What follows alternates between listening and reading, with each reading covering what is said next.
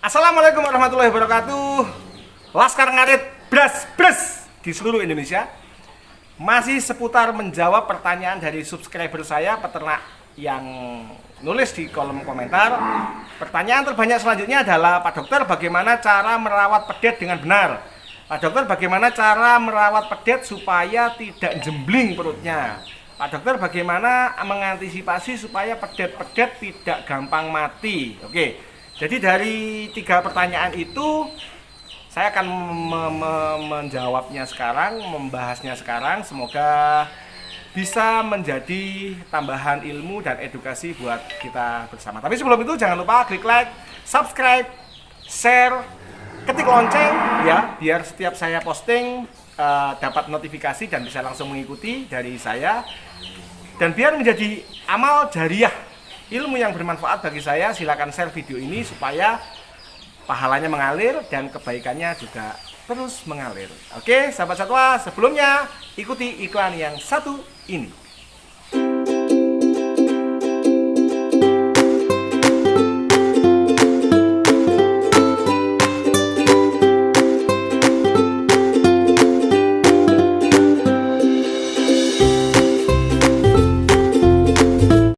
Laskar Ngarit Bras dimanapun Anda berada, ada data ini tentu berasal dari sebuah fakta penelitian ya, bahwa 25-33% pedet itu mati di usia sebelum 4 bulan. Jadi dari 100, 25-33 ekor mati. Dari 10, 2-3 ekor mati. Angka yang cukup tinggi, artinya 25% sampai 33%. Itu angka yang sangat tinggi. Artinya sepertiga mati. Pedet yang dilahirkan akan mati 30% di usia 4 bulan pertama. Nah, ternyata penyebab kematiannya 3 tertinggi adalah yang pertama, pneumonia atau infeksi paru-paru. Penyebabnya apa? Solusinya seperti apa? Kita bahas nanti. Penyebab yang kedua adalah kurang gizi atau malnutrisi. Kekurangan nutrisi yang semestinya, ya.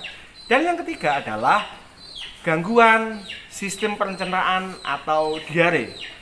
Jadi, pneumonia, gangguan saluran pernafasan, malnutrisi atau kekurangan gizi, ya, dan gangguan saluran pencernaan adalah 3 penyebab kematian tertinggi pada pedet di usia sebelum 4 bulan. Nah, video ini akan kita bahas itu, dan juga nanti akan kita sampaikan solusi dan kesimpulan supaya pedet kita sehat dan selamat. Oke, kita bahas satu persatu. Penyebab kematian yang pertama adalah pneumonia atau infeksi saluran nafas, ya. Infeksi saluran nafas itu berakibat si pedet akan kesulitan nafas, megap-megap seperti asma kalau pada kita, ya. Dan ini berdampak pada dia akhirnya tidak kuat nyedot susu atau tidak kuat nyusu. Nah, penyebabnya pneumonia itu ada 3 kurang lebih. Yang pertama, air ketuban tidak bersih, sehingga air ketuban akan stay di bronkus dan masuk ke dalam paru-paru sehingga akan menyebabkan menjadi agen infeksi. Oke. Yang kedua, kandang terlalu lembab, kotor, basah dan banyak bakteri. Bahkan kadang-kadang peternak yang terlalu takut sapinya dicokot nyamuk atau laler, dia terlalu banyak membakar kawul. Nah, ini juga menyebabkan pneumonia. Penyebab yang ketiga adalah tali pusar tidak terawat dengan baik pada 14 hari pertama. Jadi, air ketuban yang tidak bersih, kandang yang kotor, lembab, dingin, dan basah, dan tali pusar yang tidak terawat dengan baik sehingga infeksi masuk melalui tali pusar. Jadi 3 inilah yang menyebabkan pedet kita mengalami pneumonia atau infeksi saluran pernafasan. Solusinya, ya, yang pertama, proses kelahiran harus terpantau. Dan selalu jika Anda penasaran, silakan panggil dokter untuk memantau apakah saluran nafas si pedet ini sudah bersih atau tidak. Yang kedua, pastikan pada saat Setelah melahirkan, kandang segera dibersihkan, dibuat sehangat dan senyaman mungkin, kurangi membakar kawul ya supaya tidak terhisap oleh si pedet ini. Karena bagaimanapun juga pedet butuh nafas yang bersih. Sedangkan pembakaran limbah yaitu mengandung karbon dioksida. Dan itu kalau dalam jumlah banyak yang masuk pada pedet yang cuma bobotnya 45 kilo tentu akan menjadi racun. Dan yang ketiga, perawatan tali pusar itu harus maksimal. Jangan lupa diikat, dipotong, dan secara rutin bisa direndam atau disemprot pakai alkohol campur betadine. Jadi ini pencegahan awal terhadap terjadinya kematian pedet karena pneumonia. Sekarang Arit, penyebab kematian tertinggi yang kedua adalah pedet mengalami malnutrisi atau kurang gizi. Nah, ini yang paling pokok ya. Jadi begitu pedet ini lahir, pastikan saluran nafasnya bersih dan beberapa jam setelah lahir dia wajib ngencot induknya. Wajib mendapatkan nutrisi terbaik pertama yaitu air susu induk yang mengandung kolostrum. Jadi 24 jam awal dari pedet lahir dan kolostrum ini, air susu ini dihasilkan, itu adalah nutrisi terbaik bagi pedet. 24 jam. Kolostrum maksimal artinya nilai maksimal yang paling baik itu dihasilkan antara 5 sampai 7 hari. Jadi 0 hari sampai 5, ada yang sampai 7 hari. Tetapi nilai atau puncak masa emas terbaik pedet untuk bisa growth atau tumbuh dengan maksimal adalah 24 jam awal harus bisa mendapatkan kolostrum secara maksimal. Itu yang pertama. Karena apa?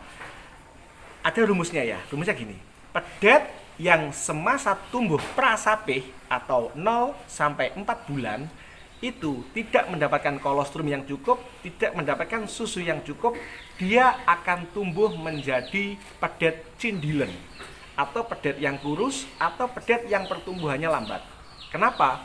Karena begitu kolostrum ini tidak maksimal masuk ke tubuh pedet, daya tahan tubuh pedet dia rendah dan pertumbuhannya lambat. Ini sudah ada penelitiannya. Nah, berbeda kondisi dengan pedet yang begitu lahir langsung bersih dan dia 24 jam awal itu langsung mendapatkan susu yang baik dari induk, kolostrum yang maksimal dari induk. Dia akan tumbuh menjadi pedet yang seger, lebih cepat gedenya, dan jarang sakit.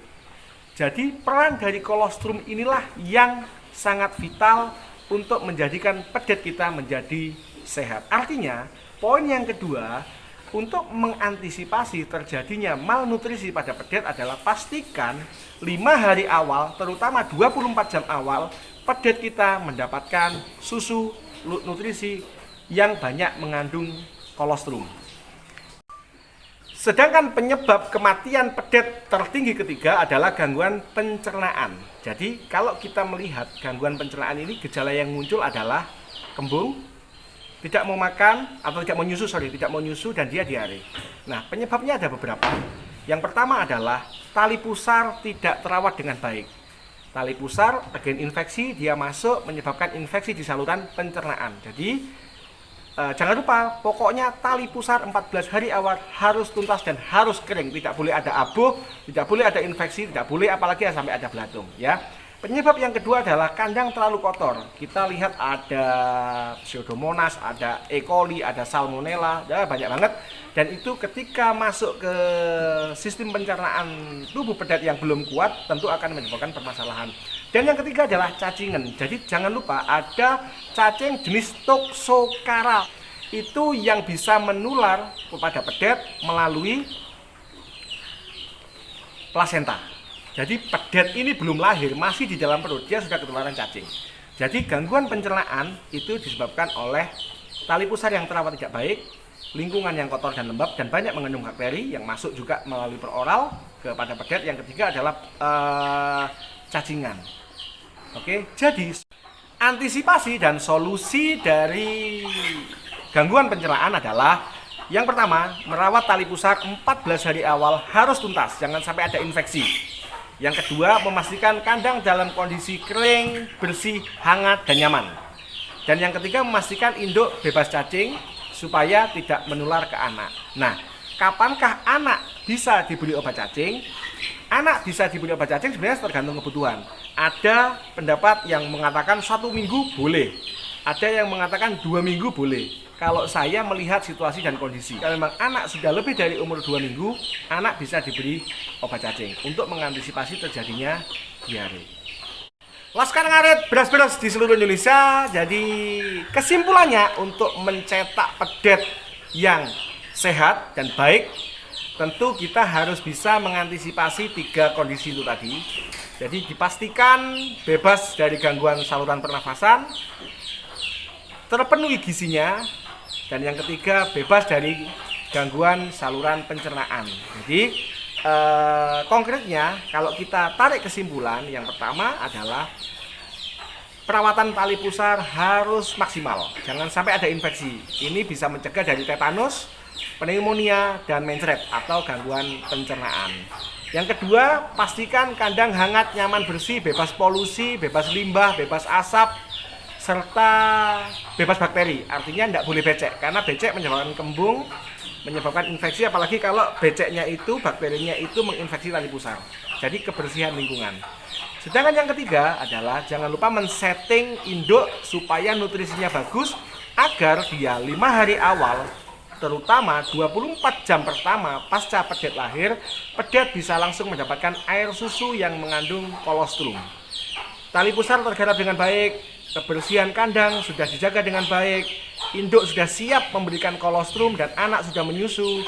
Ini merupakan langkah jitu untuk mencetak pedet kita sehat dan tumbuh dengan baik. Jangan lupa, tadi itu ya, hasil penelitian, pedet yang kurang kolostrum akan menjadi kuntet, kerdil, dan tidak bisa tumbuh dengan baik. Tapi pedet yang mendapatkan kolostrum yang cukup pada 5 hari awal dia lahir akan tumbuh lebih baik daripada yang tidak mendapatkan kolostrum. Selain ini tentu banyak faktor, sahabat satwa semua, sobat ngarit dimanapun Anda berada. Tetapi ini 3 faktor ini adalah hal yang sangat mendasar yang harus teman-teman lakukan ketika pedet ada lahir. Oke, terima kasih. Jika ada pertanyaan, pendapat yang berbeda, setuju, tidak setuju, masukan, saran, kritik, dan semuanya, silakan tulis di kolom komentar. Mari kita bangun komunitas, mari kita support supaya peternak Indonesia Laskar Ngarit beras-beras menjadi maju. Oke sahabat satwa, ini sudah surup, sudah maghrib, kita waktunya pulang karena istri saya sudah menunggu di rumah, anak saya sudah manggil-manggil. Oke, semoga video ini bermanfaat. Jangan lupa klik like, subscribe, komen, ketik lonceng biar dapat notifikasi seputar ternak ya. Jadi mari kita saling kritik, saling saran, memberikan masukan supaya channel ini tetap berkembang dan bisa saling support untuk peternak yang ada di seluruh Indonesia. Sekian video dari saya, semoga bermanfaat. Assalamualaikum warahmatullahi wabarakatuh. Terima kasih.